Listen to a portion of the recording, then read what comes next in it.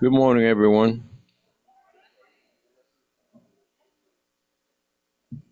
Is this on, Dan? I guess yeah. Okay.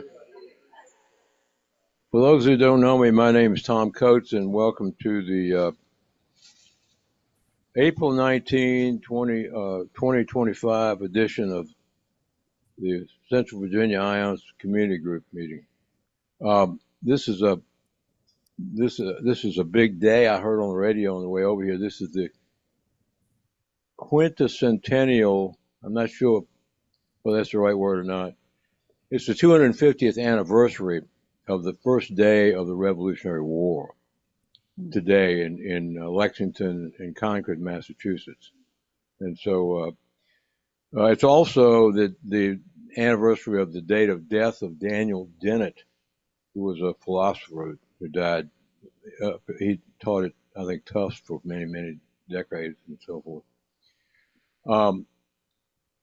Anyway, Richmond IONS is a community group of the Institute of Noetic Sciences, and it is we've been blessed to be around for we're in our 30th year now, and have been blessed to have lots of support from our community, which is what has allowed us to survive this long and prosper, and without even a break for COVID, and other than having to go on Zoom only. And the Institute of Noetic Sciences, for those who may not know, is an organization that was founded in 1973 by Edgar Mitchell. Edgar Mitchell was the lunar landing module pilot for Apollo 14. And on his trip back to Earth after having walked on the moon in 1970 or 71, I'm not sure, he had a unity consciousness experience as he was looking through the porthole of the Apollo craft back at Earth and saw it as a pale blue dot in space, and he resolved right then and there that he would dedicate the rest of his life to exploring the frontiers of consciousness, especially the interface between science and spirit. And he created Institute of Noetic Sciences, or known to us as IONS, as a vehicle for that pursuit. And its headquarters is now in no, it's not Petaluma. Nevada. It's in Nevada, California, which is a few miles from Petaluma. And they're still going strong, and we hope they'll still last as long as we have and continue to thrive.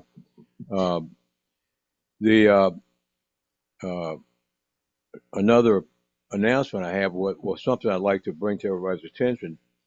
I was listening a few days ago to a podcast. Some of you may have heard of it. It's called Closer to Truth. It's a guy named Robert Lawrence Kuhn, and he's been around for 20, 25 years with it. And in the one I listened to this week, I actually listened to, there was a series of several with Annika Harris, the wife of Sam Harris. The reason I mentioned Daniel Dennett is because Sam Harris is the youngest member of the group of four, which have been known over the last 20-some years as the four horsemen of the atheist apocalypse, and the others were and are Richard Dawkins, the biologist who wrote The Selfish Gene and other books about the lack of any existence of God. Daniel Dennett, the one who just passed away a year ago today, who wrote a lot about consciousness, and Hitchens, what was his name? Christopher Hitchens, who died around 2011. He was a wonderful writer of essays and so forth. He wrote a book called God is Not Great because there's no God. If any God existed, it wouldn't allow suffering in the world, that sort of thing. In any event, the reason for all this mention is that Annika Harris has been in the same camp, and and she wrote a book called Consciousness, something with a long subtitle, about 6 to 7 years ago, and in a remarkable transition, she described herself as going from having a position that consciousness was an emergent property of matter, in other words, being a solidly in the materialist camp, to a position of being 67% in the opposite direction over the last few years. And there's a series that she's come out with in the last couple of months called Lights On, and it's a podcast with 10 different chapters and so forth. Describes this journey, and she had 3 different programs with about 25 or 30 minutes each recently with Robert Lawrence Kuhn, and I would highly recommend them. Kuhn is very, very much in the materialist camp himself, but given the way that Annika Harris was describing her transition, she was actually drawing him along with her in the discussion, which is unusual. So let's see. One more announcement. We have here. What is this? WESAC Festival. It's something going on here at Unity. There's some flyers out on the table, and this is taking place on the week of May 12th. Is that right? Okay, just on Monday, May 12th. Okay. And any other announcements? You'll make your own. Okay. All right. Our speaker will make her own announcement. We're going to introduce the speaker anyway, though. Our speaker today is someone formerly known as Susanna Calvert, now known as Sanna Calvert. I'm never sure whether to say Sanna or like Rosanna Dana or Sanna. It's just unclear, but that will sort itself out in time, I know.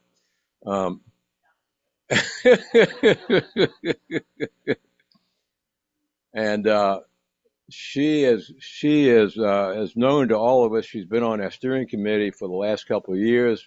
She first appeared before our group in August of 2021, and caused such a stir that we got exited from St. Mary's Church as a result of her talk that day.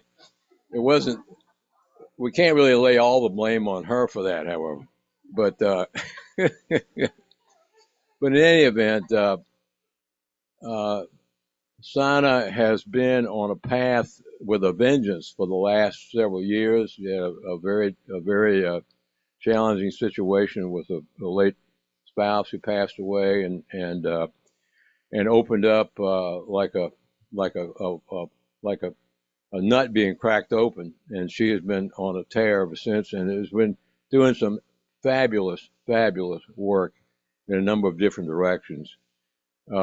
Today she's going to talk to us about embracing the shadow, and as part of our healing process, and the fact that if we don't do that, we're probably going to be in big trouble. And she's here to help us not only understand that, but she's got some tools to work with to help us if we need help in addressing that issue within ourselves. So without further ado, I give you Sanna Wu-Pong Calvert. Thank you very much.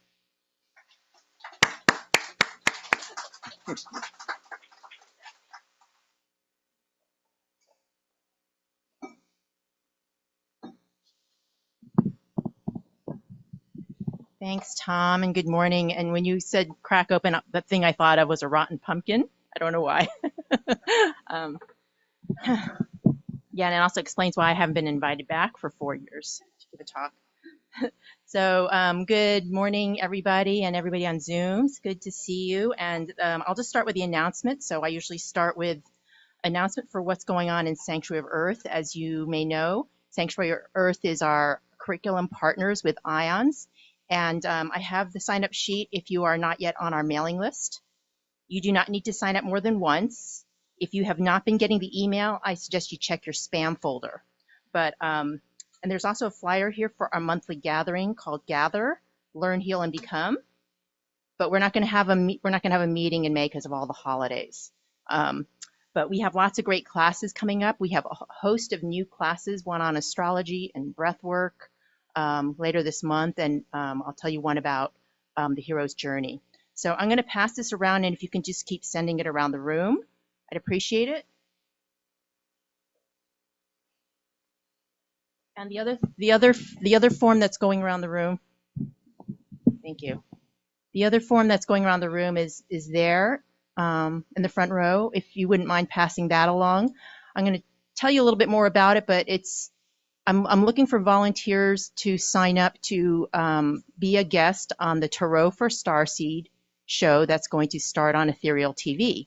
So if you want to receive a free 30-minute reading and be on Ethereal TV, then sign up, and you can be on TV with me.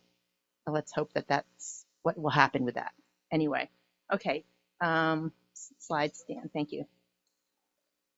All right, so as Tom said, I'm going to be talking about finding a more holistic path towards our healing. And I'm going to talk about the love and light blessing that we often talk about here in the spiritual community. And this is just my own point of view. A lot of ways to interpret that phrase, love and light. For me, it might be a little misleading and imbalanced from my point of view. So, okay. So before, is this the second slide? Okay. So anyway, so what I'm going to do is I'm going to start by talking about this idea of love and light and how it feels to me as possibly encouraging spiritual bypassing. Although this will not be obviously true for everybody. Every person and every situation is unique. And then I'm going to talk a little bit about why this matters at this point in time. And I do feel like it matters for us to move into New Earth, as Tom suggested. And then finally, we're going to do hopefully some very accessible and practical exercises so that the idea of shadow work, it maybe won't be so scary going forward. Okay, maybe can't escape out. Okay, all right. So while Dan's getting the slides going, what I was going to do is go ahead and channel a message for you all from my guides. Yeah, and I was going to do a little energy work, but I decided to send that energy in advance. So if you would like to receive the energy work that's available to you, then just set the intention to receive it. And if you don't want to, that's fine too. Okay, so the message we're getting is my guides are just saying, hello, beautiful people, beautiful souls. You all are just such a lovely group, and your commitment to doing this work and being on your spiritual path is really exemplary, especially those of you who come in on a weekly or monthly basis to this community and all your other activities. Please know that everything you do is important and matters, because even your small shifts in your vibration benefits you and everyone and everything around you, as you know. And please also understand that at this point in time where we are going through so much change and too many such great, incredible crises, that this work matters more than ever. So please don't be discouraged if some days it is harder for you to engage in the work and being on your path. Know that your struggles are also part of the path, and that matters a great deal. Okay, so this will also be the theme of the talk today. So are we on line with the slides? Okay, next slide, please, Dan.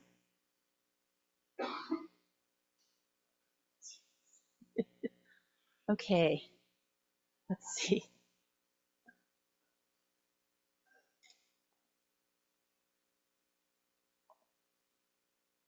Okay, yeah, my mind totally went blank, so I guess I can remember about 3 slides in.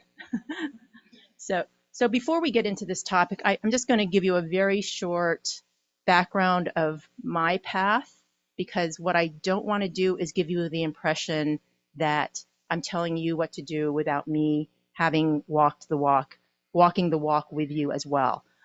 So just to be honest, I was an atheist most of my life. And I was living in my head for most of it, and partly because my family upbringing. And I was only in the past few years that I've actually started to change the way I talk about my family. I used to say my parents were immigrants. Now I realize that they were refugees from China. And we never even used that word in my house. And so, but that was the reality for me and growing up. And I didn't really realize the impact it had on me until more recently in my life. But in that environment, I was, I think my way to cope with the trauma that we had no words for was to be good and to be perfect and to be an achiever. So I was sort of your poster child for Chinese American success story.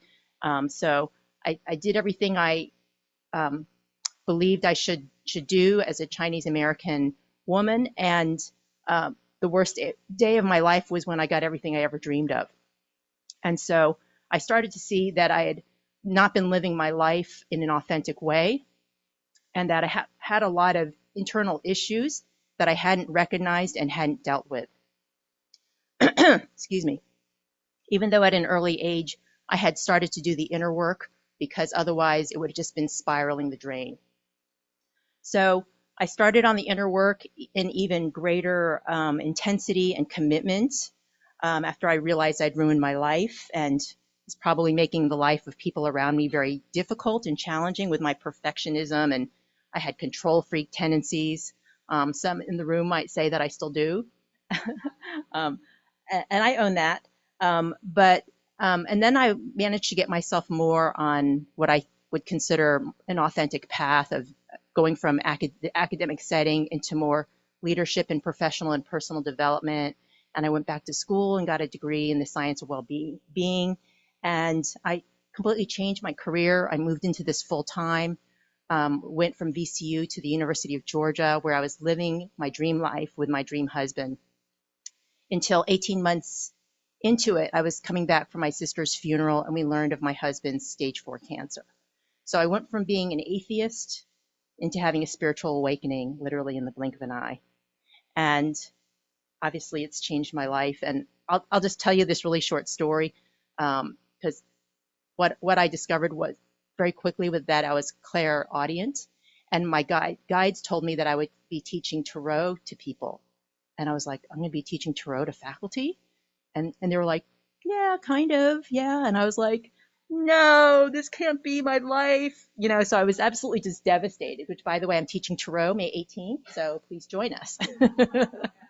Yeah, so that's kind of where I was, and it was really a dark night of a soul for over 2 years. So I went from a lot of cognitive bypassing, because I used to think, that my intellection and intelligence was everything, and I was super proud of being in my left brain all the time, to even though I healed a lot of that, not completely, went over to spiritual bypassing, because then I was like, I'm just going to do what my guides tell me. Because and that was a survival mechanism for a while, and so I have been striving to heal that, to be in more balance as well. So please understand, I am right there with you all on all of this. All right, so today I want to take this from both a psychological and spiritual perspective, because I do both sides. I work on both sides of it. But since this is IONS, I thought the psychological piece might be, I guess, a fresher, newer perspective to what we talk about most months here. So when we talk about cognitive bypassing, and this would have my picture all over it, especially the old me, it has to do with avoiding or suppressing difficult emotions through intellectualization. Okay, just sort of explaining it away or pushing away the feelings. And so we might be excessively rationalizing our feelings, over relying on logic to understand feelings, instead of just feeling them or allowing ourselves to be vulnerable, feel vulnerable. We might have an intellectual rather than an emotional response. There's nothing wrong with doing that, but to me, balance is being able to do both. And I used to be really just totally Myers-Briggs T, using thinking to make decisions and shutting down the emotional part.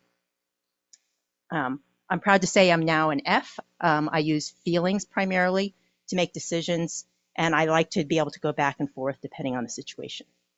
And then also, this is my favorite, difficulty expressing vulnerability. So that is something I am consciously working on. Thanks, Dan. All right, so that's cognitive bypassing. And then what is spiritual bypassing? Well, I had to look this up, so I found this on blogmindvalley.com. And as I said, I've been guilty of this and still am to some degree. It's always a work in progress.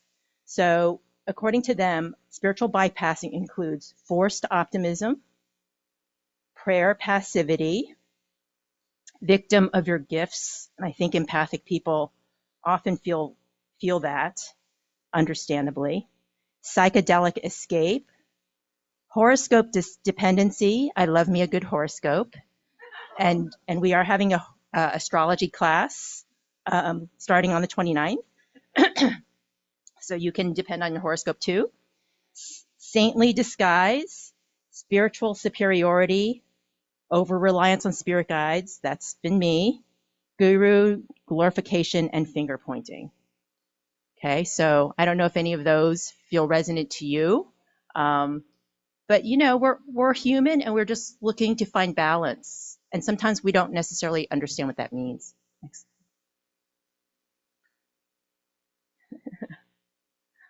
So in the end, if we continue to bypass on either or both levels, what we end up is that we continue to have an unbalanced ego.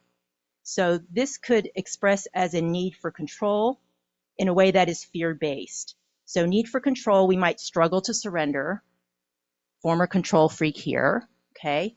Emotional or mental rigidity, struggling with humility, empathy, and self-reflection. So we might just go, oh, it's the world, it's you, that's the problem, or whatever, not me. Or we could just struggle with our sense of separation, again, struggling to trust, being overly competitive or comparison-based. Some of these are just so automatic. Perfectionist, yes. And fear-based, driven by insecurity, scarcity, or the need for external validation. Defensive and reactive, or overly concerned with image, appearance, and being right. Boy, yeah. Next slide, please. I don't know about you, but you know, it's embarrassing how many of those I could check off. All right, so in the end, what I believe is the situation here is that as we're trying to go from an unbalanced ego into raising our consciousness, we can get caught up in our bypassing, whether spiritual or cognitive, up against this big gray area that is shadow work or inner work. Because I've just noticed that like the secular people like stop at a certain point and as spiritual people stop at a certain point. And I was like, gee, I think it's the same point, regardless of which way you're coming at it from. And to me, this is what's really preventing us from elevating and raising our vibration and evolving. Next slide, please. Okay, so I'm going to start with a neuroanatomy perspective, and I'm not going to tell you anything here that you don't already know, but I think it's good to just review it. So a lot of this has to do with our conscious and our unconscious. So our conscious part of our brain is the left brain, which of course is logic and analysis, memory, knowledge, problem solving and reasoning. It's very concrete, language, communication, and details. Okay. It is also where our ego primarily resides. The ego, which is our sense of self and identity, who we are, how we're different from others. And having an ego is very important, of course, because we have to be able to protect ourselves and have good boundaries in the world. Okay. Now, on the other hand, and my old self didn't know much about the right brain at all, but the right brain is less concrete. It's much more creative and holistic, intuitive and big picture thinking. It's the place of imagination, emotions, nonverbal processing, very subjective, integrative, and archetypal. Okay, it is the part of our brain that feels connected to everything. It's the place where our unity consciousness resides. And I don't, yeah.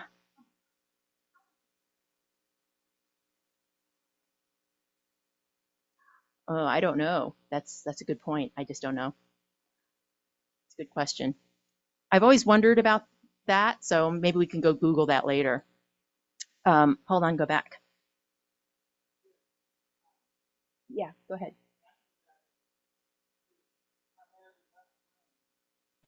What's the question? We would like to hear it too. She asked, how much has that have to do with most people being right-handed? And so somebody.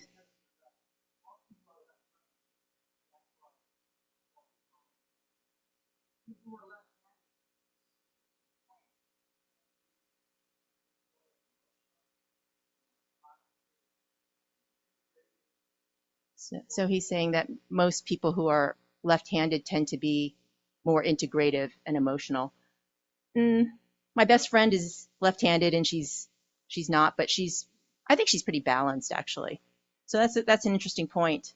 So anyway, the right brain has our interconnected and creative self. And I don't know if you all have seen that video or read the book by Jill Bolte Taylor, where she's a neuroscientist and had a stroke in her left brain. And she had this experience that she would describe as what nirvana must feel like. She had an incredible sense of oneness.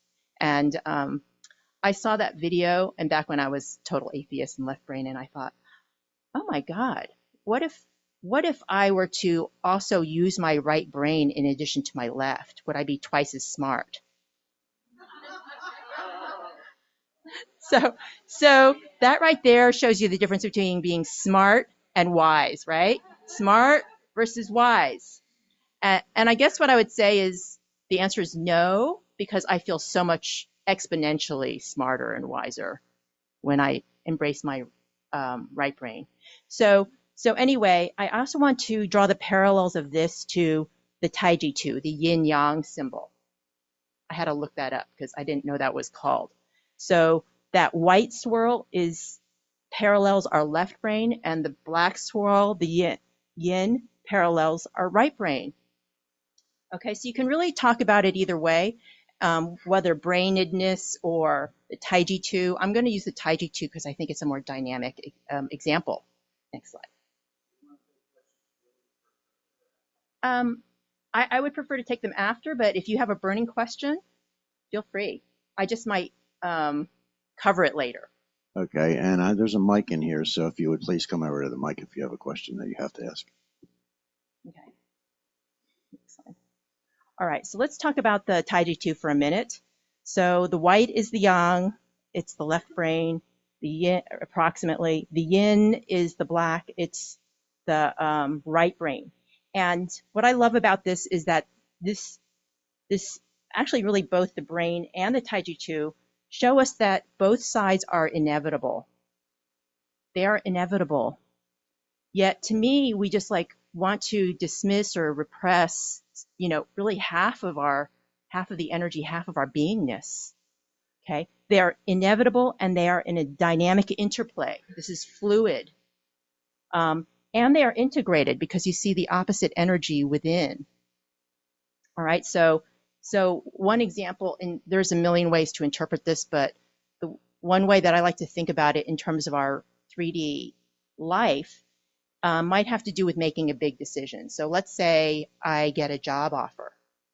Well, the yang of it is I know the title of the job, the company it's with, how much I'll get paid, where the location is, and the job description. Okay, but there's also an unknown part of that job that I may not I may not know. So, for example, what will it be like to work with folks? Will this job be easier for me to do than last time I did it? So there's just so many unknowns about it, even in the part that is known.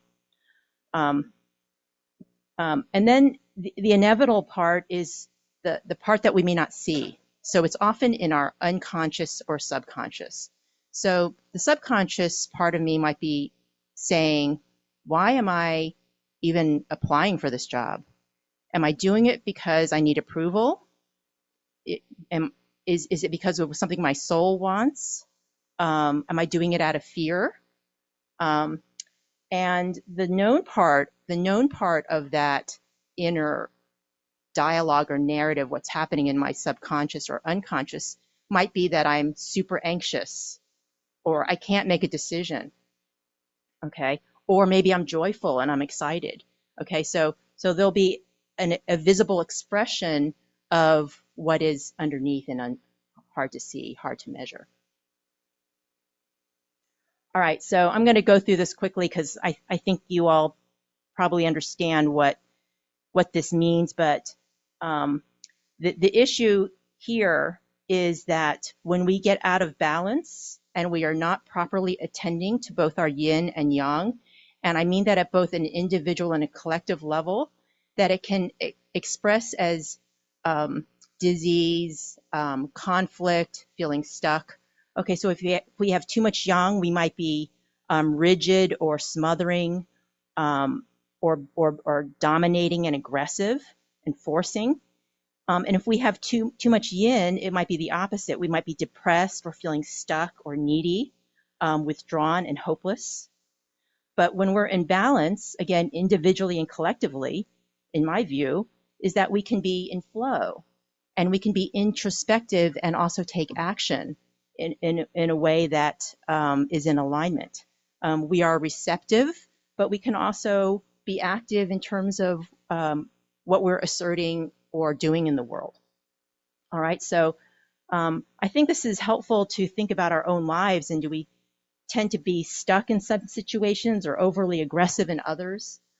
It's not a homogeneous expression, in my view, that we can be too much yin in some situations, too much yang in others. But the point is for us to become more aware of what feels challenging in our lives and to be in inquiry with it and strive to bring that balance back in. So instead of going, okay, just not going to deal with that, we're sort of ingraining our imbalance. Okay, next slide. And this whole phrase of love and light, and again, everybody just take this for, if it resonates, because this has a certain meaning to me, which may not resonate with you. To me, love is balanced. It's both yin and yang, masculine and feminine, in an integrative balance.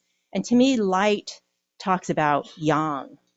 So I feel like when we say love and light, we're saying love and light, but not the shadow. And in fact, I feel like I hear a lot of people going, ooh, that dark energy, I'm not going there. I'm going to go to the light, go to the light. It's like, okay, that might be a good strategy a lot of times. And I also know that when we repress and push things away, that they tend to grow. They get worse, not better.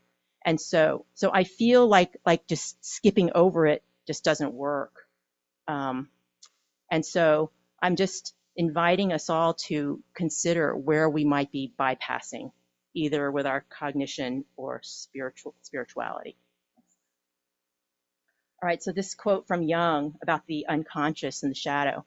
Until you make the unconscious conscious, it will direct your life and you will call it fate.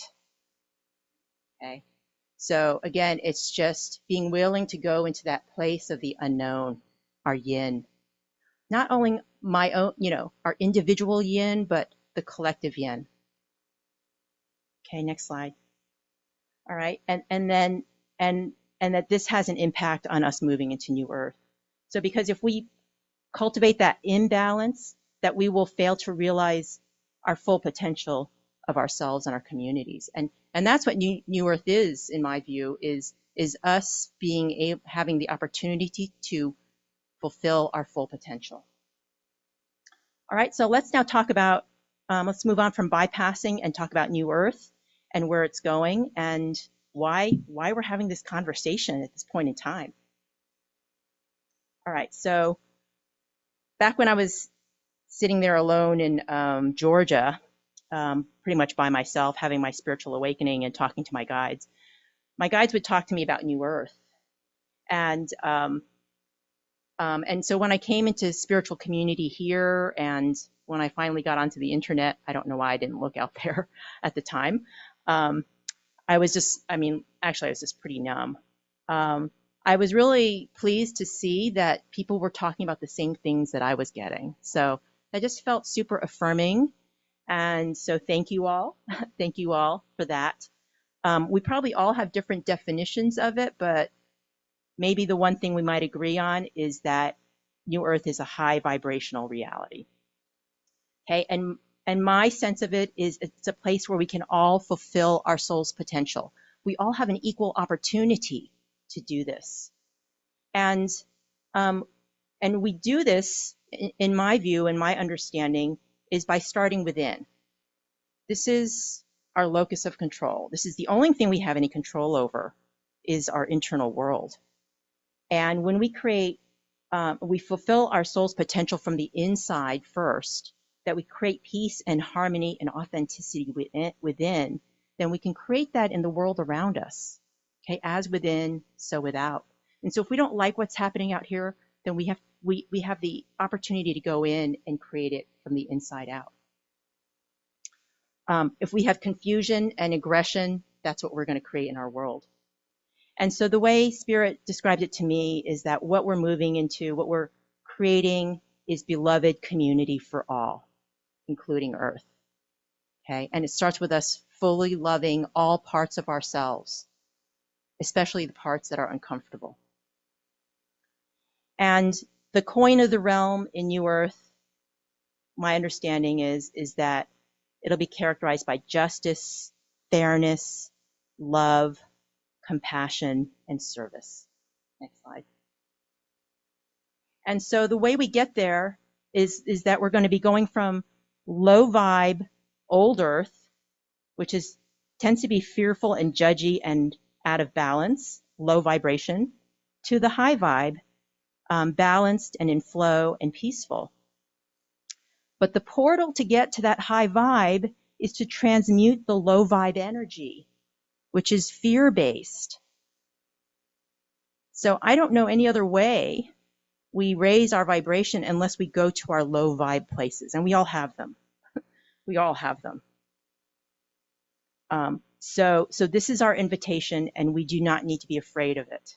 Because what I've also discovered is that every nasty, ugly thing I have found within myself, and I could tell you how long ago I discovered this, is that I could go to the bookstore and there'd be 6 feet of worth of books on the bookshelf. Now it's, 50 pages on Amazon or whatever, okay? There's nothing in there we're going to discover that, billions of other people aren't experiencing, that hasn't been experienced by humanity for millennia, okay? There's nothing new inside of you to be afraid of.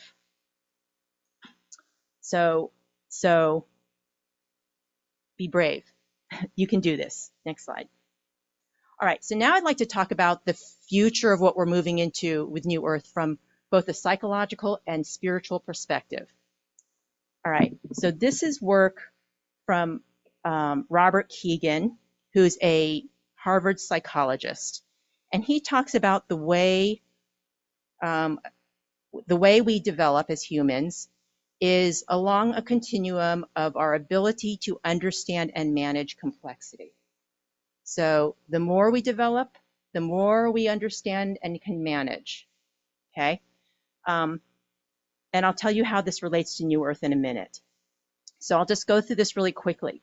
But what he says is that, like, when we're babies or very young, all we experience is our impulses, right? Like, our ability to understand and manage is very small. It sort of pertains to our immediate needs.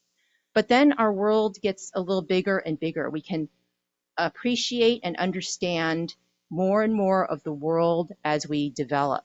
So we start to know, oh, I have needs, interests, and desires. And then we go, oh, so do you.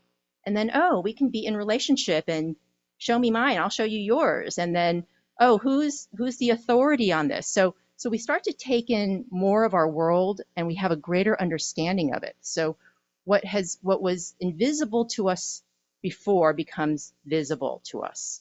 Okay, so this is how we develop. Now, according to Keegan and allies, a lot of adults are sort of in this space of, okay, what does my tribe say? What does my tribe believe? And this is my worldview. Okay, but about a third of us go on to the next phase where we go, well, there really isn't one group that I really affiliate with. It's kind of a little of this and that, but I have this view of myself in the world that really doesn't fit into any category. Okay, and so we're stepping outside of what we understand from our communities and families and culture. But then some of us, a very small percentage of us, will go, yeah, I don't even know if I believe what I believe, because who knows? Like, anything I believe could be really great to some people and really terrible to another. And so it's really hard to come down in any one place on hardly anything. Okay, so when you get to this phase, then it sort of starts to resemble unity consciousness. Like, it's all one, and it's all a system that's amazing together. So I don't think Keegan would say this per se, but my belief is that humanity is moving more and more towards a greater ability to understand and manage complexity. We're moving more and more down this chart, moving more and more into unity consciousness as we let go of judgment and fear and more into acceptance. But in each case, it means that we have to be willing to take in more and expand our understanding of everything, including ourselves. And it's not just knowledge, because if we expand our knowledge, we become knowledgeable. But if we also expand our understanding of our deep unknown yin aspects, then we can become wiser too. So I feel this development is both knowledge and, even more importantly, the wisdom that we find from within. Okay, one final point. Keegan says that we develop when we experience challenge and adversity. Because if your life is easy, there's no reason to change your mind or explore or do the hard work. Okay, so challenge is what makes us open up and perceive and appreciate more. Next slide. All right, so from a spiritual point of view, we have Richard Rudd and the Gene Keys. So many of you are probably familiar with this. It came from human design, which came from astrology, which we have a class on April 29th, if I hadn't already said so. Anyway, Richard Rudd channeled this transmission, and he basically says that we are evolving to another race he calls Homo sacredus, of that unity consciousness. Of course, it's hundreds of thousands of years. There's no timeline. But we're moving into that unconditional love and healing of victim mentality. And it's a beautiful future, according to Rudd, that we are going to be based more on philanthropy and virtue, and we're going to be saintly, and into a world that most of us would consider pure fantasy, and entering the age of we. So again, that collective unconsciousness. And if we compare it to Keegan, it's being open, sort of that expansion and appreciation of everything as integral, sense of oneness. All right, so what he says is, what the Gene Keys are, is there's 64 archetypes that correspond with the 64 archetypes of the I Ching. Okay, so they're overlapped or overlaid with the I Ching. And those 64 archetypes also correspond with 64 amino acid codons. So you remember RNA makes protein in threes, triplets. So these archetypes are also overlaid according to both the I Ching and Rudd on our DNA. So these archetypes are really literally imprinted energetically in our DNA. And honestly, I don't know how much these overlap with the I Ching. I have not studied the I Ching. Maybe I should someday. But what Rudd says is that each of these archetypes, we are in evolution for each of them to go from being low vibe to high vibe. Okay, so the lowest vibe he calls the shadow, the lowest expression of that archetype. And then we move into gift, and then the highest expression is the siddhi, S-I-D-D-H-I, the siddhi. And according to Rudd, humanity is moving into the gift level with our archetypes. Okay, we are evolving. And just like with Keegan, you know, most of us are sort of in that socialized / self-authoring space. We're moving more into the self-authoring space. So to me, they're both describing our evolution. But for us to get there to the gift and the siddhi is we have to go into our shadow, the shadows of our archetypes that are in our DNA that we all have. All of us have all 64 of these archetypes. You can go to genekeys.com, put in your birthday, and you can get a free report. Okay, so you can see what the most prevalent archetypes are in your energy. So, Rudd, there's certain themes to these archetypes, and they are things like safety, beauty, forgiveness, and grace. They're really beautiful, and I mean, it's just wonderful to read about yourself. And the book is beautiful as well because it just talks about where humanity's going. It just gives me so much hope about how beautiful it is, this unity consciousness, this new earth. To me, he's describing new earth. They both are. Next slide, Dan. All right, so a quote from Rudd.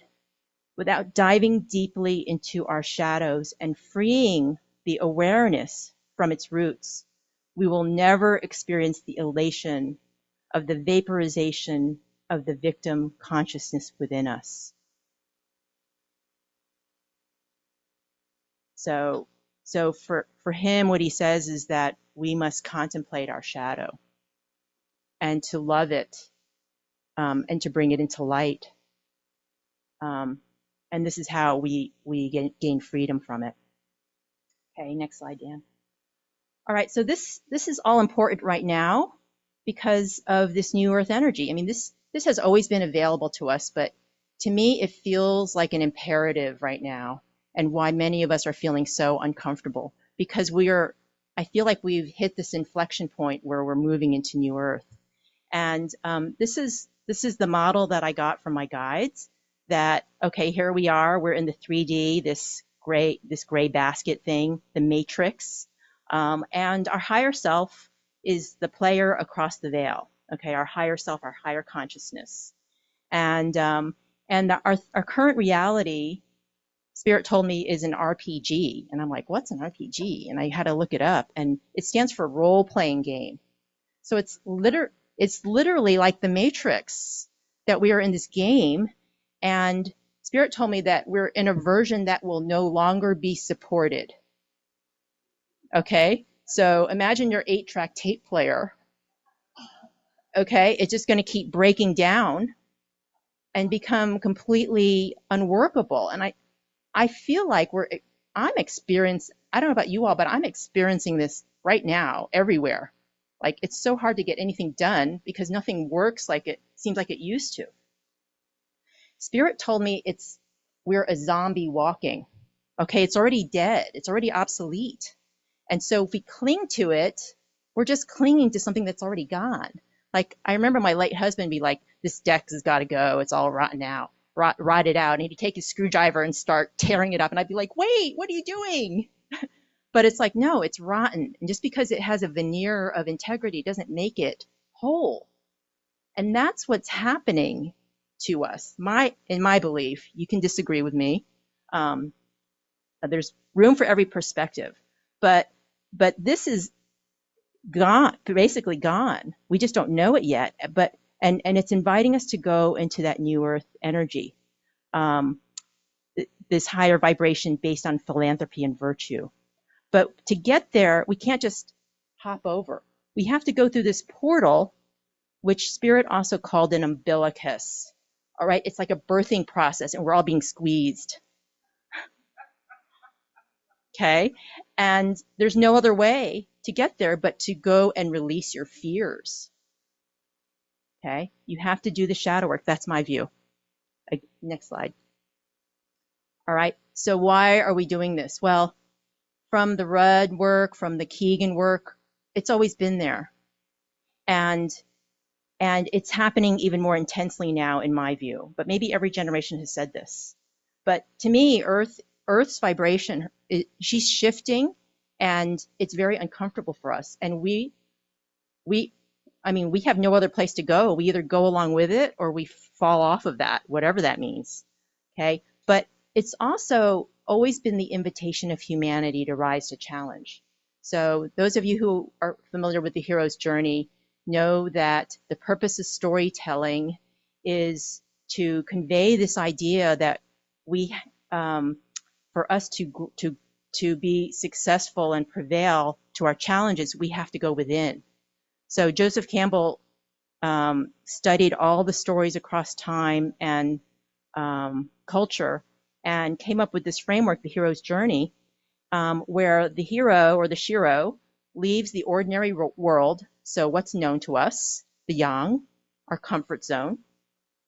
And when we experience challenge, we may be forced, should we get our back up against the wall and no way out, disaster, we have the opportunity to go inward to find the path.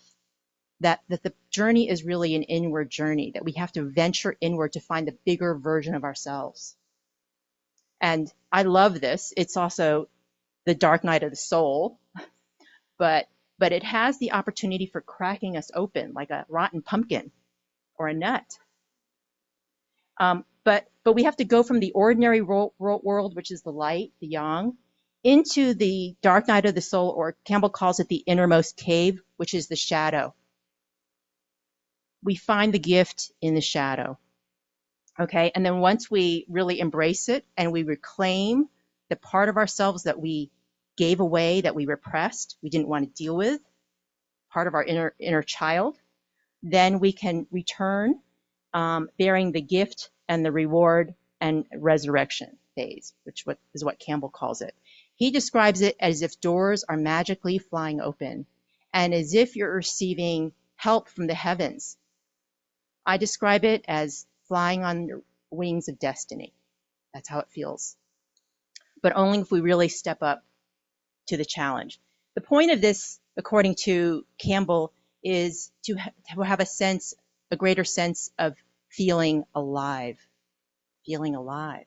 And what I interpret that to mean is that when we go and reclaim part of ourselves, we start to feel more whole, because there's a part of us that is numb. We numb the areas of our fear, and we're blocking ourselves from our own light. Okay, so we have to dive in and reclaim that, and then we feel more alive, and then we're bigger. And then we do this over and over again, and we become bigger and bigger. And this is how we transcend. This is how we evolve. This is how we spiral through the portal to new earth. Okay? Humanity's stories have been telling us how to do this for millennia. Okay? And so when we do that, we rise up and we transcend. We become closer to our soul's purpose and expression, and we create heaven on earth for ourselves.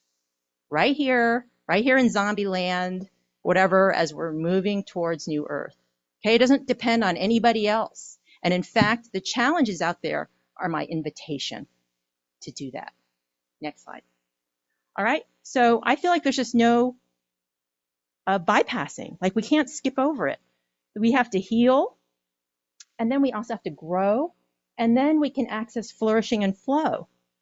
So, for example, if we have a physical injury, yes, we might get a splint or a cast, but if we don't do the physical therapy, or if we do it like I did with my ankle, we just kind of languish in kind of a semi-recovery. And I have to admit that this is something for me to work on. But when we then embrace it, then we can be the highest expression of our physical form. Okay, in the psychological and cognitive, the same thing. We might have trauma, and that could be like being the victim of violence or something like that. to something small like feeling ignored or left out or unseen, and everything in between. Okay, and if we just repress all of that, then that's our opportunity to heal, whether it's with allopathic medicine or otherwise. But if we don't then grow from that, once we start to heal that, if we still have the same behavioral practices that resulted from that trauma, we're going to just keep re-energizing those traumas over and over again. So if I still believe that I'm unsafe, and I mean, some of us like literally still may be unsafe, but if something happened to me years ago and it's still present for me as if it is happening to me now, then I'm not really fully healing. And in fact, this is one definition of trauma, that trauma is your current experience, just something difficult that happened in the past. It's just that when we keep it alive in ourselves, that is the trauma. Okay, so if we don't create new cognitive and behavioral habits, we're still living it over and over again. And then, like, let's say we do that, then we can potentially embrace our purpose and what we're here to do, or we could just say, too scary, I don't want to do it. Energetically, when we talk about the qi, which is Chinese, or the ki, which is Japanese, this represents as blockages and imbalances. And in Reiki, or in Japanese, it's called Byoki. And again, like, I can do energy work on people, but if they still believe that they're unsafe or they're not good enough, it's just going to happen over and over again. It's good business for me, but you know, we don't have to settle for that. And indeed, I know some of these practices say that these imbalances come from our thoughts, that they're behavioral and cognitive in origin. Okay, so we don't have to keep doing that. Next slide. All right, so some of the approaches. So we know about allopathic and modern and ancient practices and medicines. Great, you know, do what works for you. But you can't just go into the flow from that. Again, there's that middle step where you discover your beliefs, dysfunctional beliefs, and create healthier habits. And this is where the shadow work is. I'll give you an example. So one of my lifelong beliefs that I've held very dear, on mostly an unconscious level, was the belief that I was not going to get what I needed. And so for me, a real trigger would be to talk to a customer service representative because my product failed or the service wasn't right. And so I would go in with an attitude because, man, they're not going to give me what I need, and I deserve. So here's another narrative. I deserve good service. I deserve to get what I want for my money, or what I deserve for my money. But I also know, because I'm super smart, as I told you, super smart, not necessarily wise, that if I'm nice, then it's more likely to go well. So I might go like, how are you doing? And I really appreciate, but for me back then, it was like, how are you doing? Thank you so much for your help, right? Okay, so this is just an example of bypassing, and that person is going to see that I'm not being genuine, right? Even though technically I said and did the right things. Okay, so there's no shortcuts here. There's no shortcuts, and as within, so without. Like if I'm carrying aggression and resentment inside of me, I'm probably going to create that in my world. Next slide. All right, so there are no shortcuts because we carry these in our energy, and they affect our health and wellness. And the bypassing can create blockages and fragility and misalignment all throughout our aura, all throughout our energy, our physical body. Next. All right, so just to summarize, we have Taoism, which talks about challenge, showing us the need for balance, okay, whether we need to be more still or take more action, or our awareness versus us not knowing. And Gene Keys, Richard Rudd, talks about challenge as a gift, that we can't, it invites us to contemplate our shadow and then accept and love that part of ourselves, our inner child. I don't know if he uses those words, but he probably does at some point. And to absorb that back in to for our integrity, so that we can embody then that more complete self. Hero's journey, we journey inward to become bigger because of the challenge. And Keegan, the challenge is what helps us to take what is unseen and unknown and bring it into our awareness. So we're bringing things from the unconscious into our consciousness because of challenge. Excellent. Okay, so I don't remember who said these things. I did not. I am just quoting them without attribution. So I love this quote. Pain is inevitable. Suffering is optional. Okay, so you decide if you're going to suffer and be the victim, or if you're going to take that and reclaim your power. And I love this one too. Suffering is the portal to grace. Okay, this is how we get closer to source, to unity consciousness, by doing the work and bringing up what's unknown into our known. Next slide. All right, so in the last 20 or so minutes, I'd like for us to focus on some practical activities. And again, I'm going to focus on the psychological because maybe this is, I have a greater chance of this being new to you.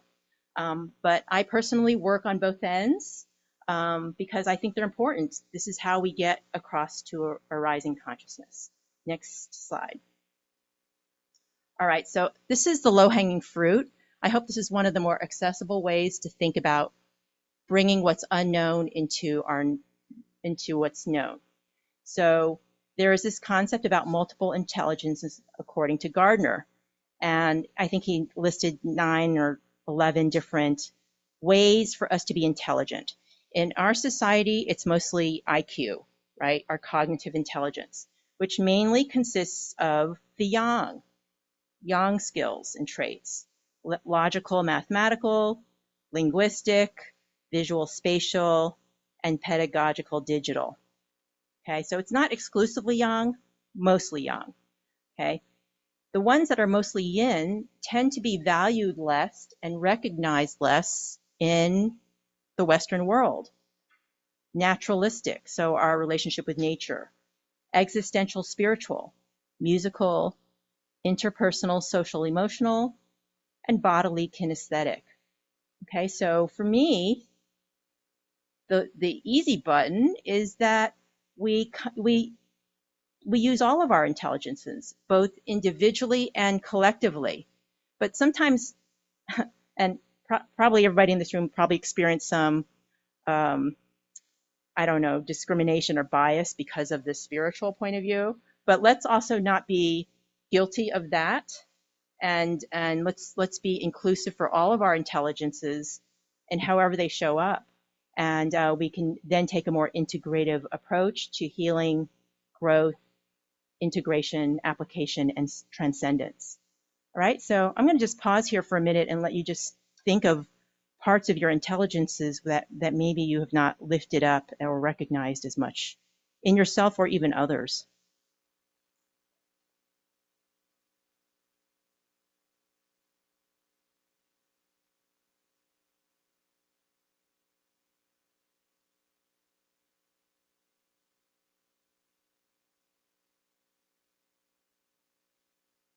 Okay, next slide. All right, so this is very Psychology 101. And it has to do with how we even perceive challenge in our lives. Why do we feel challenged? One thing that challenges me may not challenge you. Like some of you might like talking to customer service representatives inexplicably.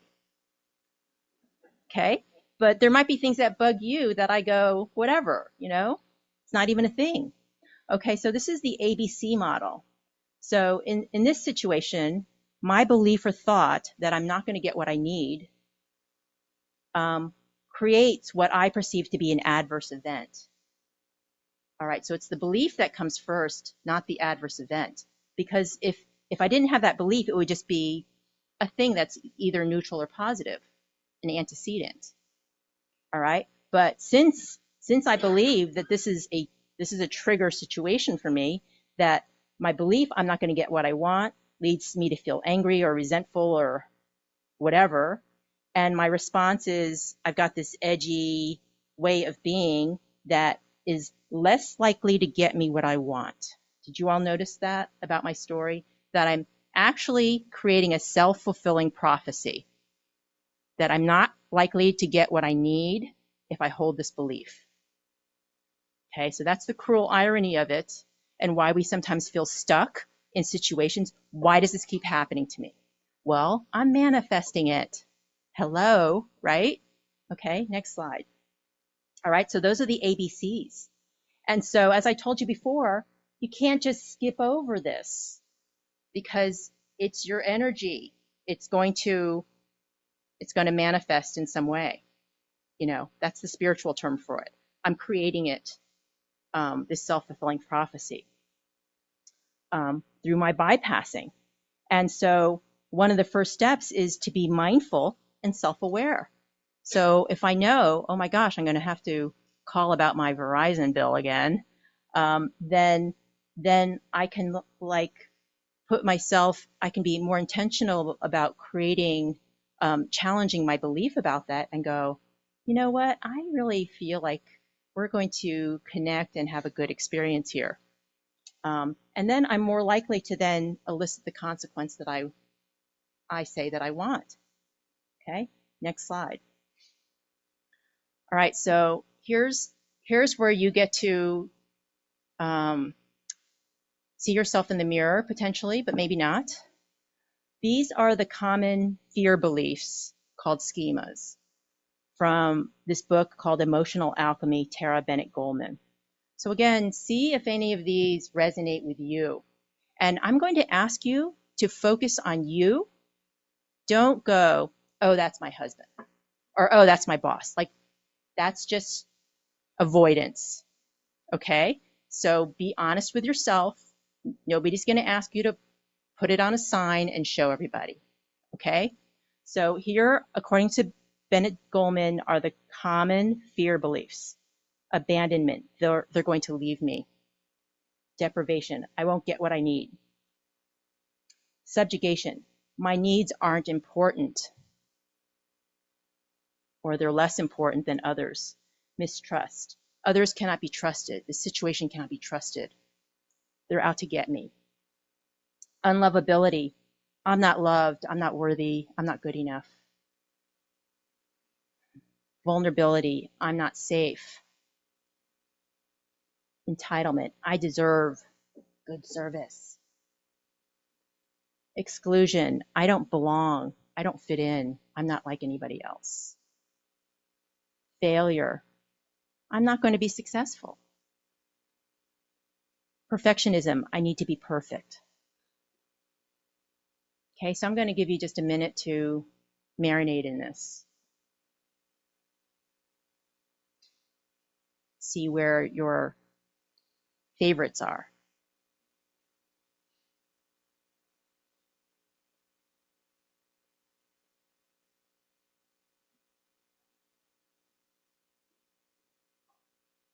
Okay, next slide. All right, so most of us have some combination of these beliefs. This is not a comprehensive list. There are others, but these beliefs then determine for us what we consider an adverse event. So I want you to think about, given that belief, how does that connect to the situations that feel challenging to you? And then what's the outcome when you do that? How do you respond to that belief, and what's the consequence? Is it self-fulfilling? So I'm going to just give you a few minutes to contemplate, which Rudd says is the way we absorb our shadow.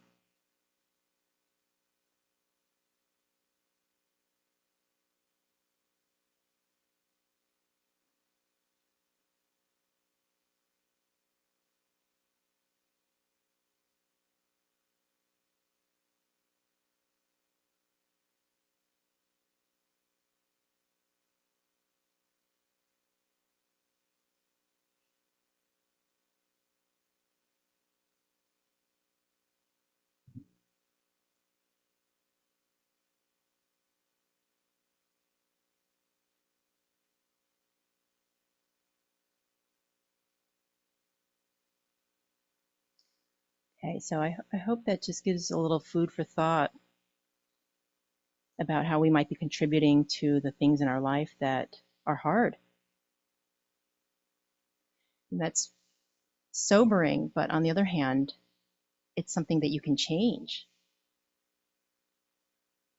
To me, that's the beautiful thing, is that you can reclaim your power over the situation because you don't have to believe that anymore.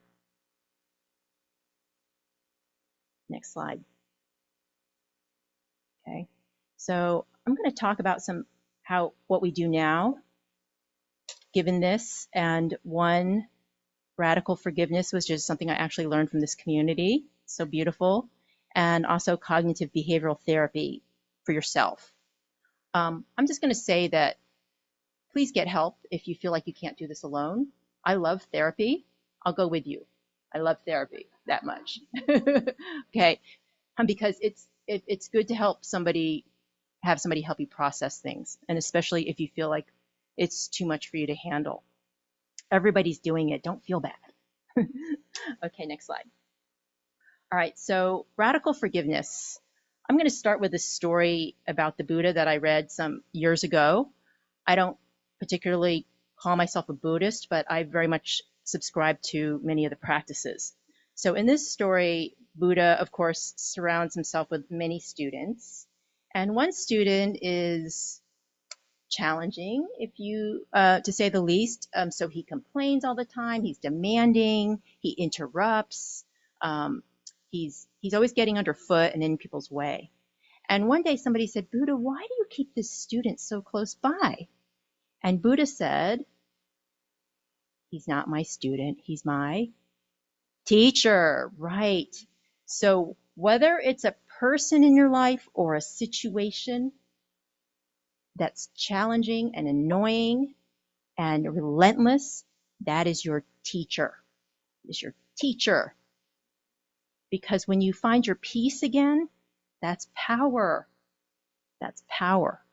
Okay? So the part that I learned from this community is that we have soul contracts, and I do believe this, that we are in agreement with the people in our lives who create challenging situations for us. We created this agreement as part of our curriculum for learning and growth and evolution for this incarnation. Again, I don't have any evidence to support this, but I do believe this. Okay, and so when we realize the people who have been horrible to you are actually doing this for your benefit, it actually changes the dynamic quite a bit. And I don't know if any of you were there when Mo Regulinski did this family constellation therapy. I had my whole family history on display for the whole IONS, and I realized, wow, my family was doing this for my benefit so that I can learn and remember who I am and then bring this gift forward into the world. And I add this myself, and it takes incredible courage and love to be willing to harm somebody you love for their benefit. And I asked my guides, I said, do they incur a karma debt for doing this? And Spirit said, if they go above and beyond what's necessary, then yes. So they risk harming themselves when they agree to do this. And those of you who love reincarnation, I know Carol does, those of us who are regression journeyers, that we know that we have played all of these roles at some point in our soul's history. We were that person that caused that harm. Okay, we have done it all. And again, we're here to remember that we're all one. That is part of us.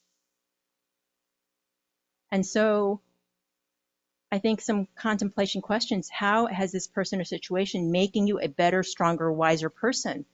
Like, what in your life feels so hard now? And how is it actually inviting you to be bigger and better? What learning and growth are possible from this? Okay, next slide. All right, so let's talk about the ABCs again. All right, I just had you wallow in your sense of your your fear beliefs and schemas and your accountability for yourself. But it's really a beautiful process that we are invited to over and over again. And for me, the process starts with being present, like noticing that this feeling of whatever is rising up in me, I'm not going to get what I need, I deserve.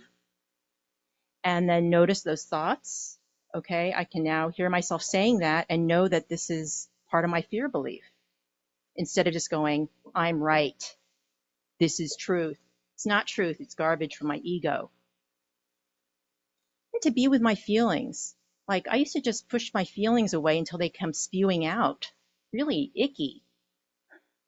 My late husband, Chris, taught me that. He would be like, what's the matter, honey? And I'd be like, nothing. And he'd be like, no, really, did something happen at work? And I'm like, oh, so just that self-awareness. I mean, I'm still learning to be self-aware. I'm on my own journey here. Okay, but be with those feelings. Like, your inner child is wanting something from you, and you can provide that to yourself, even if you didn't get it back when. All right? That person who caused that fear belief in you may not be around anymore, and you sure can't make them do it. So provide it for yourself. Again, there's your power. Focus on your locus of control. That is your beliefs. That's the main thing we can control, is our beliefs. Because then that affects how we feel. And then that's how we can transmute and create a different consequence. It's so powerful. Anything that we feel trapped by, we can transmute. But it is not an overnight thing, because most of us have had these beliefs for decades. We don't even know we have them. All right, so if it took you 40, 50, 60, 70, 80 years to, live this belief, it's going to take you some practice to unlearn it and to put something healthier in its place. Okay, so repetition. Next slide. All right, so here's those lovely fear beliefs again. So maybe just remind yourself which one or two are your frequent flyers. Next slide. And then we get to challenge the belief. All right, I'm not trying to tell you that your belief is 100% false. I'm not here to say that. I'm just asking you to consider that maybe it is not 100% true either. Okay, and when it's simmering in our subconscious, we just tend to believe that it is the God's truth, and it's not. It's probably something in between. Okay, so here's the narrative when Chris and I would have an argument. Okay, I'm not going to get what I need. And so I'm freaking out, he's freaking out, and I go, honey, let's take a time out and let's talk about this after dinner. So I ground myself, I clear myself, empty my brain out, and then now I can take a more rational approach, measured approach to I'm not getting what I need. Okay, so I can go, is it true that I'm not getting what I need? Yes, he's not listening to me. He's not hearing a thing I said. Okay, fair enough. But how is it true that I am getting what I need? All right, so I'm going to introduce some doubt into the belief, some air, some oxygen. Well, he hasn't divorced me. He hasn't called me the B word or worse. Okay, we're still in conversation, if you can call it that. Like, he's here, we're trying to figure it out. Maybe not very well, but we are trying to figure it out. Now here's the hard one. How am I not giving him what he needs? Well, I'm not listening to him. I'm not seeing him for who he is. I'm not holding his inner child with tender, loving care. And then it's funny because when we come back together, I just felt like you weren't listening to me. That was the same thing I was going to say to you. And that happened enough times, it was just kind of like, oh my God, I still fool myself with this crap over and over again. Okay, because I'm creating a self-fulfilling prophecy and then blaming it on him. Okay, so it's sobering, but it's also empowering because I don't have to trap myself with that anymore. And I don't have to inflict that on others in my life to the degree that I'm aware of it. Because stuff still seeps through, let's be honest. Okay, so you can then challenge that belief from the last slide. In what way is the opposite statement true? Because then you might go, well, maybe it's half true, or maybe it's not at all true. I mean, you could just, it doesn't matter. It's just not 100% true. So switch the valence of the verb or the subject, or change this event or person to this thought. This thought is not giving me what I need. This belief that I have is actually backfiring on me. Okay, so see how those things are true. And then who am I if I don't believe that anymore? How about I believe I get exactly what I need? Even challenge is here for my learning and growth. The most difficult people in my life are here for my benefit. Like, how does that change who you are? So I learned this from this amazing woman named Byron Katie and this book, Who Would You Be Without Your Story? She has a free worksheet that's available to you so you can challenge your own belief in your own time when you're not sitting here in front of all this IONS community. Okay, so that's how you get to that worksheet. Okay, next slide. All right, so just to summarize, be present, notice your thoughts and feelings, don't push them away. Know that it's your invitation for your healing, learning, and growth, and to go into flourish and flow. Love that part of you that you gave away, that is covering up your light. You are covering up your own light. That shadow is the cover to your light. Challenge your beliefs and transmute. Choose a new behavior, get a new consequence. Next slide. All right, so again, for New Earth, this is how we move into New Earth, by shedding our fears, that low vibe energy. And when we really embrace challenge and discomfort as our teacher, then we can replace them with adaptive beliefs and habits and move into New Earth. But it's something we have to do over and over again. And just like with the hero's journey, the more we go into this and we repeat it, we can spiral up and bigger towards this beautiful reality. Next slide.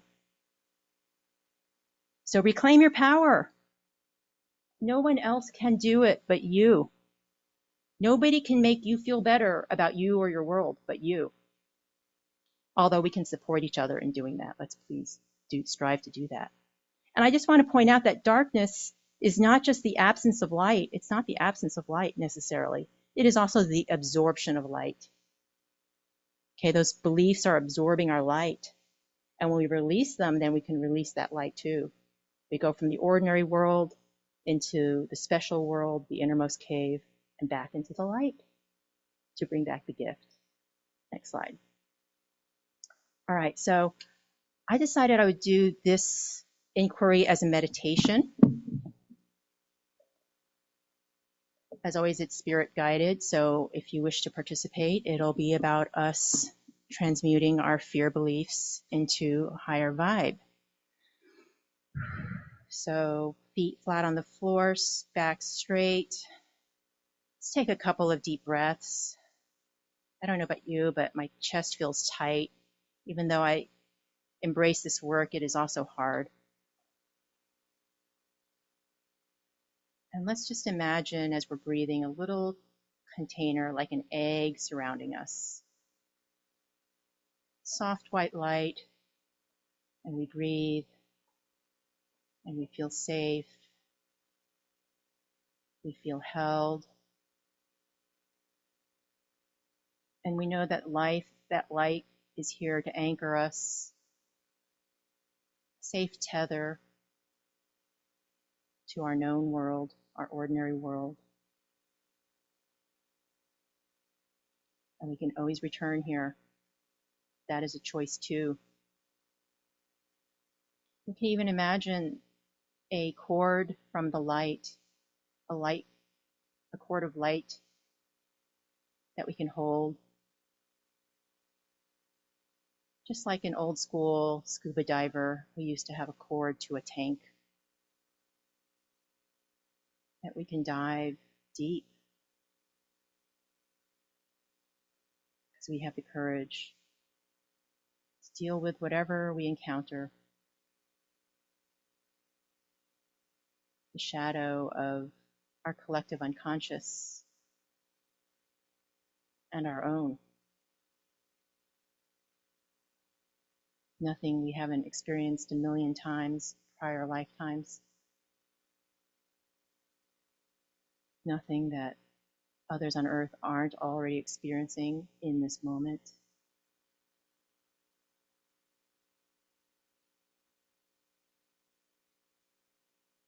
And we notice our thoughts and feelings. And we don't drown in our feelings, we observe them. We sit with them while they pass.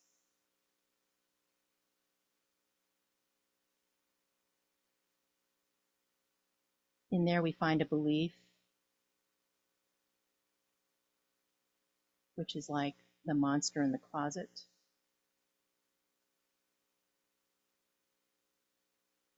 Scary until you befriend it.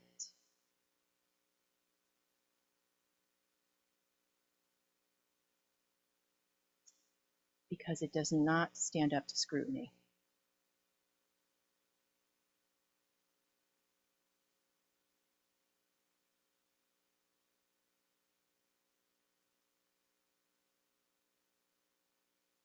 We laugh. How silly we've been to be afraid of this.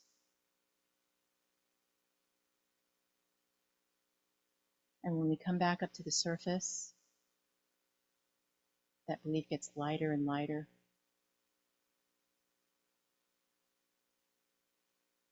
And it doesn't actually ever completely go away because we realize it's been our friend, our teacher, a spelunking North Star guide us towards its discovery. And in so doing, it's the gift we needed.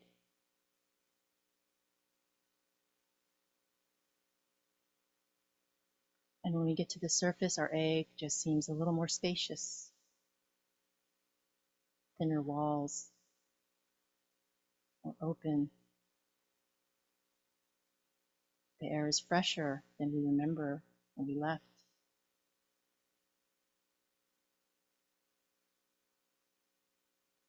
And the thinner walls means we can also feel into the beyond, sacred, the oneness, the divine. And we feel just that much closer for having dived down deep.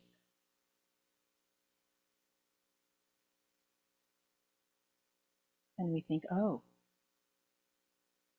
why did I not want to do this? It's so beautiful, so natural once I get used to it.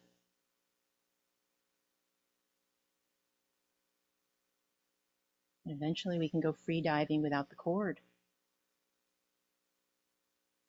but only when we're ready.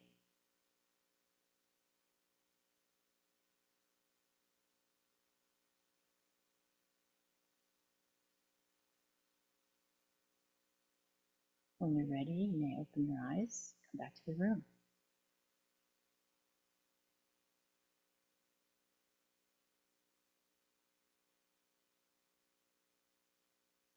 Next slide. All right, so I hope there was some useful takeaways for you in your practice going forward. Next slide. I do want to offer some resources because, as Tom said, I've been doing this work for some time, offering up the knowledge and skills that humanity needs for New Earth. This is what my guides told me. So the Foundation for Family and Community Healing at healingedu.org. It's kind of covered up in this slide, but it has the psychological and social skills, including shadow work, forgiveness and such, and Sanctuary of Earth, which is the spiritual development. So Healing EDU is our online course platform. Sanctuary of Earth, we have courses. And again, we have breathwork, astrology, and tarot coming up in the next few weeks. Next slide. We have a whole bunch of faculty coming in with new courses. So I hope you'll join us. Actually, we decided to cancel the May 11th gather session because of Mother's Day.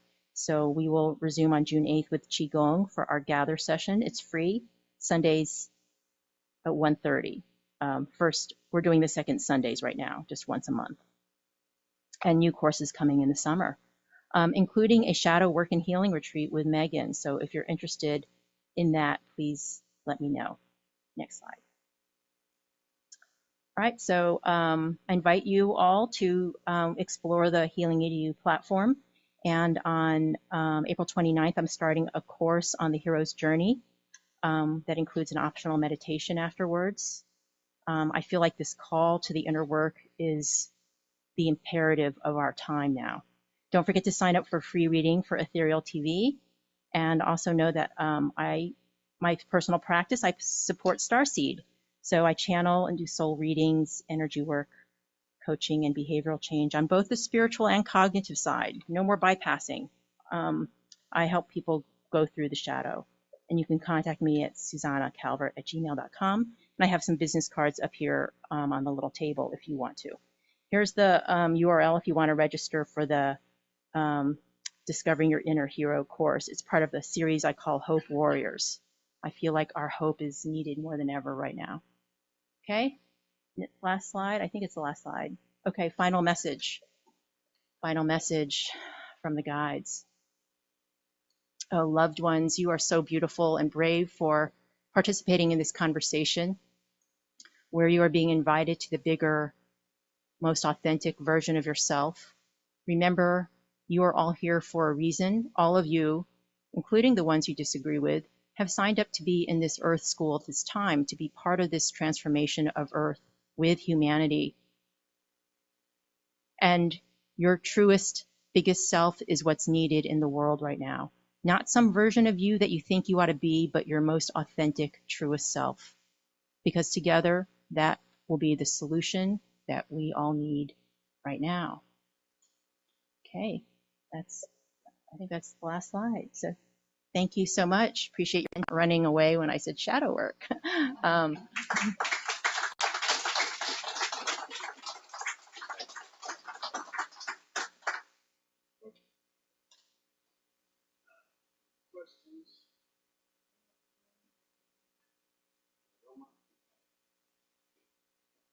Wilma, you have a question?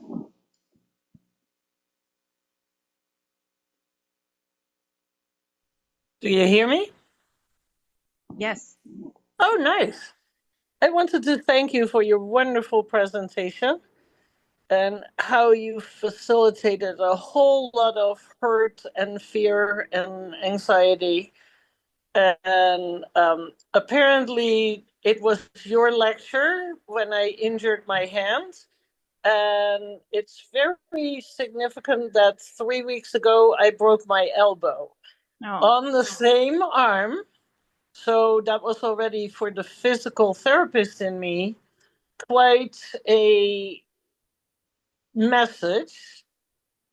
So right now we're up in the large intestine, I think. And my gut is telling me that this was very necessary.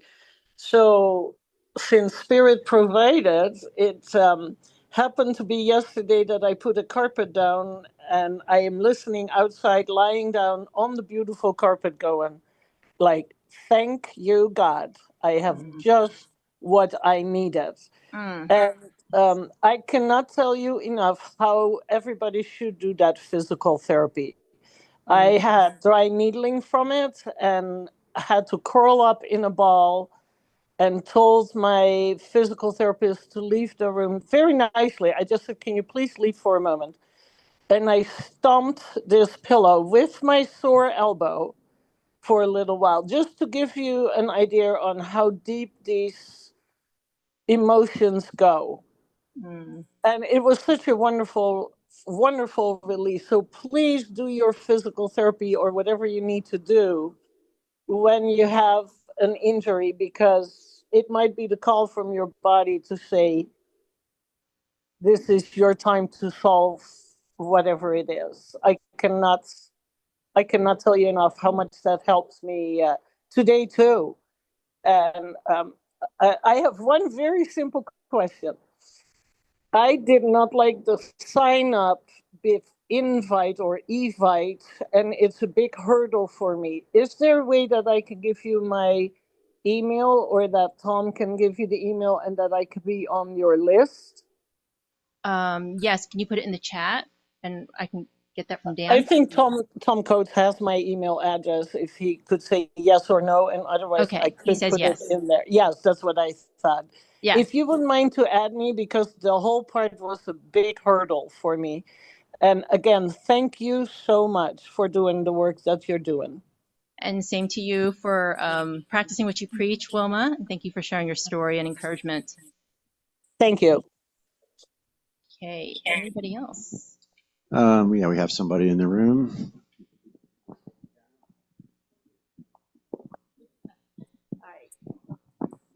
This makes me nervous. You're good. Don't like mics. Okay, I agree with everything you've said, pretty much. But I have found my way through challenges that actually my whole family had challenges starting in 2020 with my grandson dying from overdose of drugs. We so have sorry. gone through lots of, what do you call it, hell with my great granddaughter being abused by her mother. Oh no. And we've been through fear things big time.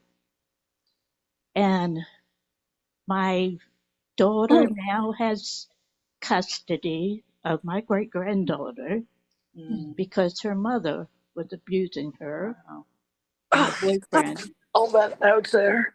And she got my daughter's got custody of her. That she is now 6 years old, and she's in school and she is thriving.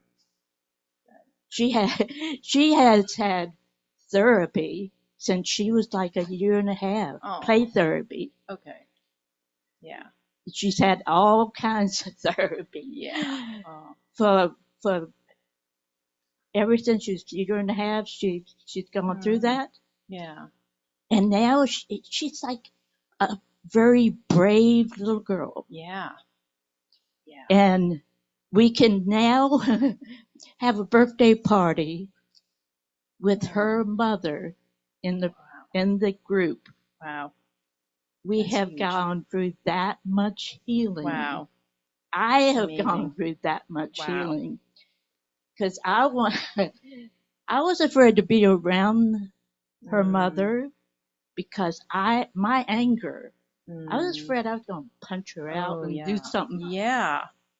Yeah. really Wow. bad, Yeah. Wow. Yeah. But this past weekend, we all got together, both families. And it's like we have like three or four different families now that are in this, what is it, karmic Yeah. thing Yeah. together. The contracts. Yeah. The soul family. Yeah. Yeah. And with me, my house decided it was going to fall apart all of a sudden. No. That was my biggest challenge. Wow. And my family decided they were going to do what was best for me. And they were going to have me go live somewhere else while my new grandson-in-law fixed my house. Okay. And I was kind of being forced to agree with what they wanted to do with me in my house. And finally I said, no, I'm going to do this find a way to do this myself. And I had to borrow money and everything. But I finally took my power back. Yeah.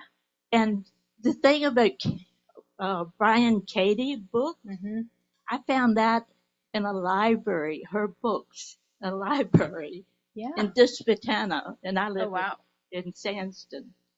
I went to the local library and found that book, and that helped me. Yeah. Great. Yeah. But it's like all these things that you're saying kind of dropped in my consciousness when I needed it. Yeah. Yeah. Yeah. Well done. Well done, brave soul. Brave soul, well done. All right. It has taken me like 80 years to get to this point. Yeah. But you just keep spiraling up, you know? Yeah. So you've had 80 years of spiraling up. So good for you. Yeah. As opposed to getting, you know, we all get stuck too. But look at you. Like it's so paid off. And I really thank you for sharing your stories, because it just reminds us like what is possible if we are willing to be open to, and like my mantra, what do I need to learn to get through this challenge? What do I need to learn? What do I need to learn? What do I need to learn? Yeah. Yeah. Yeah. Yeah. And Thank you. The radical forgiveness, that's a big challenge for you to do. Yeah. But I have managed to do that. Well for done. a lot of people. Thank you. Thank you for sharing. Beautiful stories.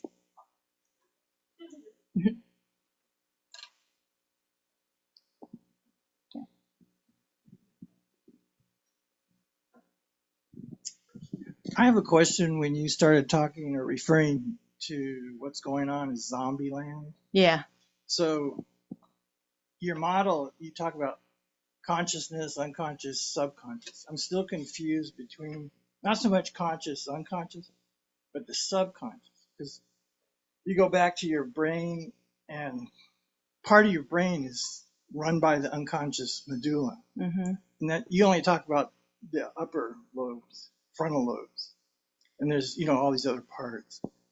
So you have this integration, which I like with the shadow. Yeah.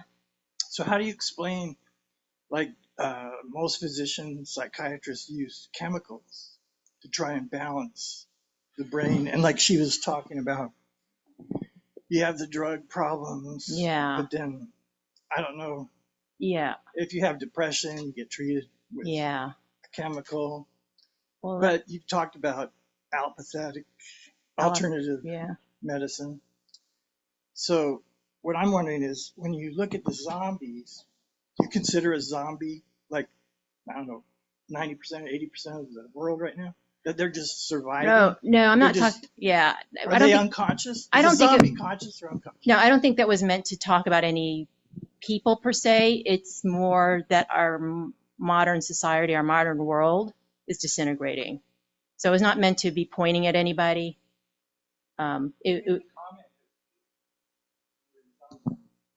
We are in zombie land. Like our society is basically a zombie. Like our structures, our economics and our government and our social structures and all of that it's like old earth energy. And we're moving into this new reality, which the rules are very different. The experience is very different.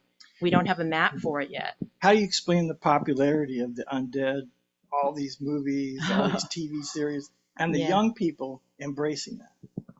Yeah, I don't know. I do wonder if it's, like an archetype that resonates with us right now because we're feeling it on some level.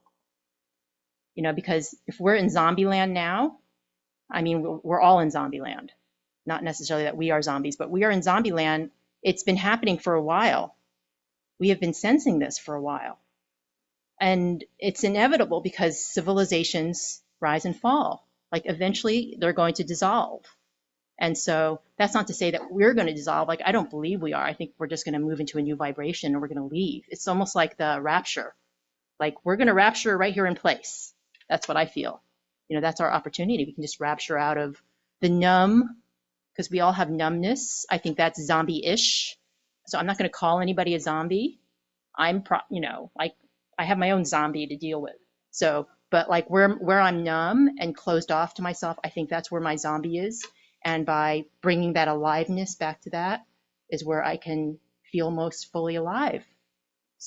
So yeah, that's our path out of our own zombie land. Thank you. Thank you, Sanna, for your presentation. I hear a lot of talk from several quarters that human society is now transitioning toward the new earth. What evidences do you see of that? Well, I do see awakening with a lot of people, with a lot of ideas, but it's not even. Like, there's some ways I think I'm very expansive. There are ways I'm still stuck, you know? And I would say that about all of us, just to varying degrees. I'm not the judge of anybody else, though. I also see that in our society, too. So my understanding is that there's this leading edge that is becoming like more and more high vibe. More and more starseed that I'm seeing are waking up. But again, there's not data for this, I don't think. Except for maybe like there are more people talking about spirituality and buying books and partaking in it, you know. So I do feel like that is happening. My understanding is that all of humanity is not going to go to New Earth. So it's sort of bifurcating, and some are going to stay with old Earth. That was what their souls want. That's part of their path. So again, I don't have data for that.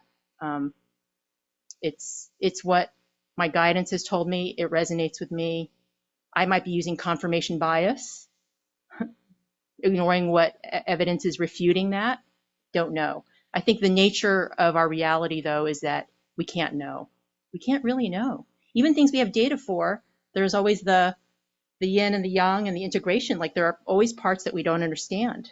And then there's the part that's completely unknown. So I kind of like, I don't think I know anything, Robert, to be quite honest. All I can do is be in the moment and be in my flow and keep getting myself back in that when I fall out. And lately, it's been a lot. Lately, I've been falling out of it a lot, getting caught up in the energy and my ego and, oh, no, this is not going as planned. And then why am I planning? Why am I, you know, so I have to keep doing that over and over again. That's all I know. That's all I have control over. And even that is so unknown. Thank you.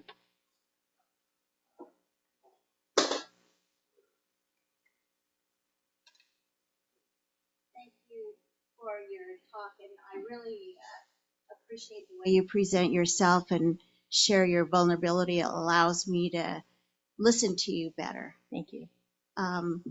My question is, I've been using cues of my fears and vulnerabilities. Mine is that I don't have enough. I can't get enough. Mm-hmm. And I've been using feelings when a certain type of feeling comes up or situations. And one is that our house hasn't sold in Florida, which puts us financially into that feeling. And I work on it as it comes up. And I'm hoping that doing so will allow it to sell. But now I'm finding I've got it pretty well handled during the day, but at night I have the fears come up. Yeah. So what further work would you suggest to deal with it on that subconscious level? Yeah. Well, so I recommend the work, like doing the Byron Katie work and just I went to her school. Yeah. You what? I went to her school. Oh, okay. And I facilitated. Oh, yeah, okay. I find it very useful. Yeah. But at night, yeah. You know, so is that just telling me that there's more that I'm not? Yeah. Yes. Mm-hmm. Yes. So, because we can understand things on a cognitive level, but if we're not really embodying it completely, it'll show up as challenge. And by the end of the day, your energy is lower. Right, so you're not able to then manage it as easily. I do feel like when you've done all of the cognitive work, that there are other healing opportunities that might allow you to access at a deeper level. And I feel like when you do both the cognitive and the spiritual, then you're eating away at the shadow work from both sides of it. So I do feel like that is really important. Invitation to do both and. What would you suggest? Well, I think like some of the sacred medicines are really good for helping to flesh things out from a deeper level, but it has to really speak to you. Like I would never encourage you to go do something because somebody told you should, if and when that feels right, you will start to seek it and you will know in your body whether it's for you.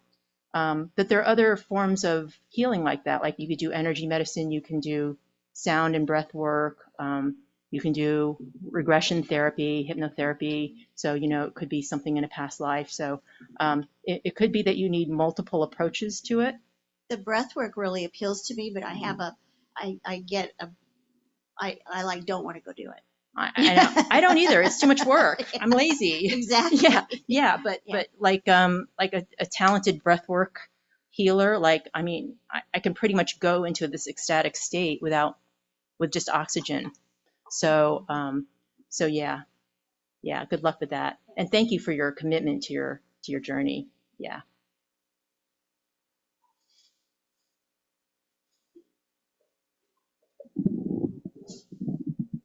Hi, Sanna. Hi, Lawrence.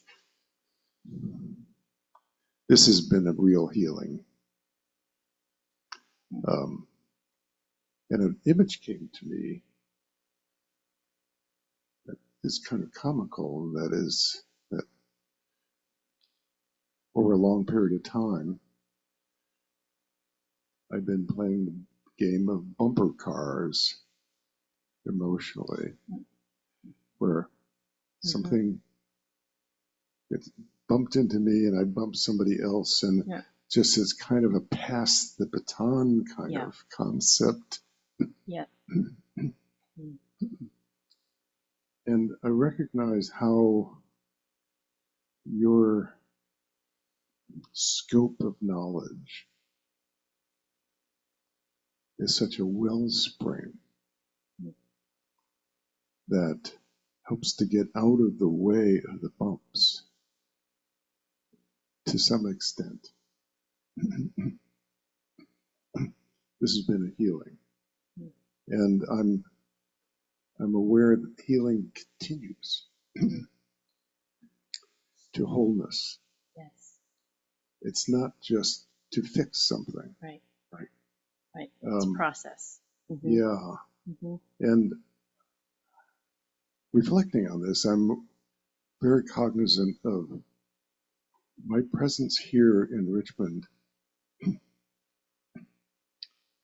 is largely due to our connection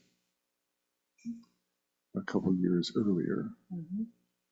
And I'm so grateful to invite us to reconnect. Thank you. Thank you, brother.